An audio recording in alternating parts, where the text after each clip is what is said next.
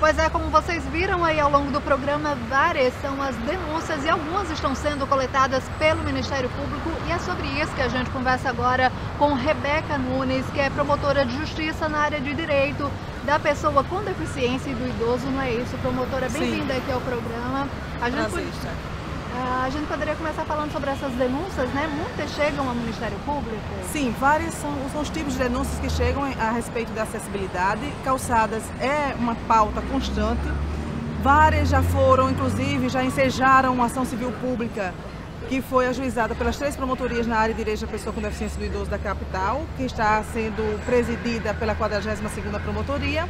Mas mesmo assim ainda chegam várias outras denúncias também de calçadas que estão sendo indevidamente ocupadas, que estão sendo edificadas sem o respeito às regras de acessibilidade, e com isso impedem o livre trânsito da pessoa com e sem deficiência por esse espaço tão importante para a cidade e para a coletividade. No caso, essas denúncias elas vão virar uma ação coletiva, é isso? Como é que vai funcionar? Sim, elas já viraram essa ação coletiva, essa ação civil pública já está para julgamento pelo juízo da Fazenda Pública.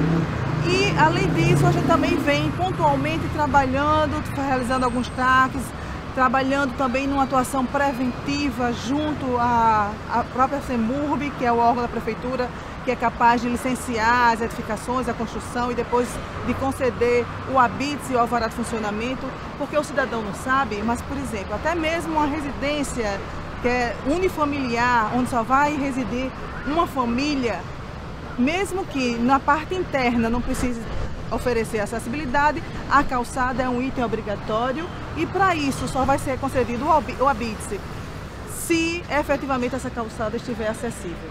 Então é um tema realmente de interesse de todo o cidadão. Promotora, quais são as principais questões? Assim, há uma série de regrinhas, né, a seguir. A calçada é responsabilidade de cada um, né, do proprietário ali daquela calçada, no caso do lote, né, onde está aquela calçada. Quais são as regras básicas assim que todo mundo precisa seguir, né, para respeitar esse direito, todo mundo andar na calçada livremente, sem esses impedimentos, principalmente, né, a questão do idoso, o pessoal que tem deficiência? Uma calçada realmente livre de obstáculo, ela vai interferir até na saúde da população, porque inúmeros são os casos de idosos, de pessoas com e sem deficiência que caem e também vão demandar da rede de saúde todo um atendimento. Mas as regras de calçadas, a gente tem tantas regras federais, constantes no Decreto 5296, constante na NBR 9050, como também as internas, as municipais do Código de Obras de Natal e também uma lei específica de calçadas. Tudo tem uma regra estabelecida, é fácil de fazer, agora o que precisa é uma atenção. Por exemplo, toda esquina de lote tem que ter o rebaixamento da guia, o rebaixamento da calçada, para que a pessoa também com mobilidade reduzida possa ultrapassar a via pública, possa andar de um ponto ao outro. É importantíssima a questão do piso, por exemplo. A pedra portuguesa, embora ela não seja efetivamente proibida, mas a forma como ela é aplicada, ela pode se constituir num piso trepidante e com isso inviabilizar a acessibilidade daquele local. Que é esse piso que a gente está aqui, dessa calçada, por exemplo. Exato.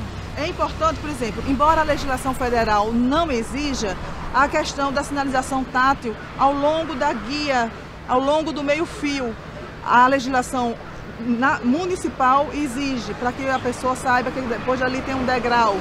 A questão da inclinação, que tem que ter no máximo 3%, não se pode fazer uma calçada desnivelada da calçada seguinte, tem todas seguirem o mesmo patamar. Outra coisa importantíssima no licenciamento, na concessão de exploração para ambulantes, para bancas de jornais, nada disso pode impedir, a gente tem que deixar uma circulação mínima de calçada de 1,5 m, admissível 1,20 m, isso para o caso de Natal. Então tem todo esse regramento que o profissional da arquitetura, que o cidadão que está construindo, ele tem que ter esse olhar e ter esse cuidado para não estar impedindo o livre trânsito de pessoas que precisam circular na cidade.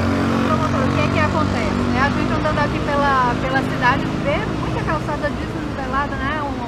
Uma altura, uma diferença de altura muito grande de uma para outra. Além dessa questão do piso no seu ideal. Exato. O que acontece? Assim, por que é tão difícil, né, que padronizar essas calçadas é caro, é isso? É uma questão muito de educação. Por exemplo, o que é que tem que ser feito? A prefeitura tem que estabelecer qual é o nível daquela calçada e a partir daí tem que seguir ao longo de toda ela aquele nível, que é o nível do meio-fio.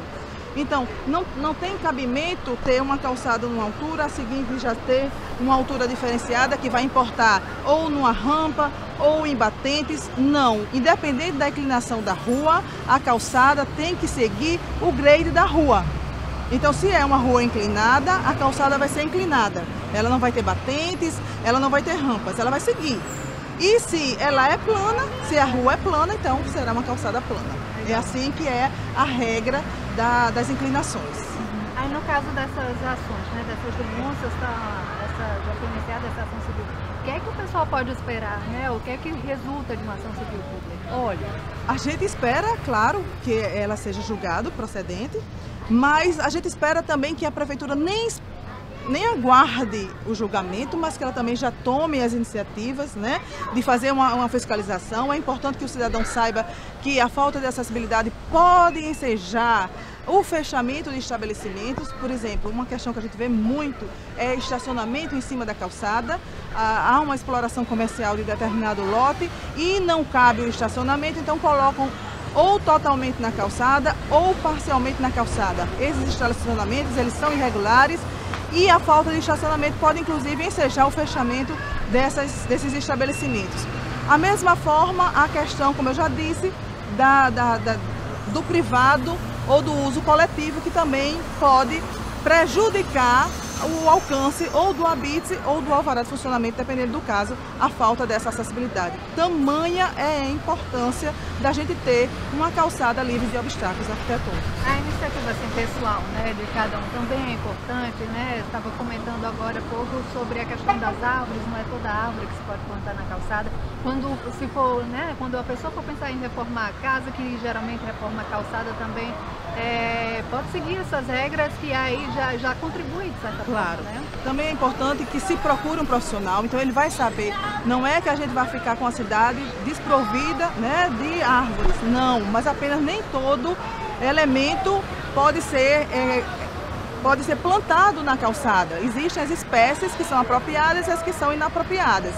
Então é sempre bom consultar um profissional da arquitetura, da engenharia, para saber o que é que pode, como é a regra, para evitar esses aborrecimentos e principalmente você está prejudicando o direito de outra pessoa.